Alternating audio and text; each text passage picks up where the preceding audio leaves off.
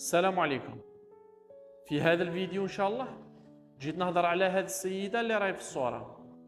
هذه يسموها دار إلهام، تسكن في ولاية مستغانم، منطقة حجاج، قرية الحدادشة.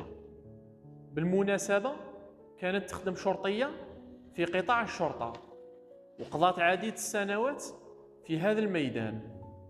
ولكن في شهر جويلية 2024 شاء الله عز وجل أن الأخت إلهام تتوفى وتفارق الحياة وتلتحق بالرفيق الأعلى.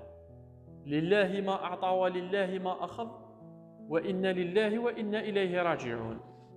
وأنا من هذا المكان إن شاء الله نقول لكم من فضلكم اللي وصلوا هذا الفيديو يدعي لها المولى عز وجل بنية الرحمة والمغفرة، ويدعي لها أيضا أن تكون من أهل جنة الفردوس، وأجركم على الله. اللهم ارحم موتانا وموتى المسلمين، واغفر لموتانا وموتى المسلمين، اللهم آمين.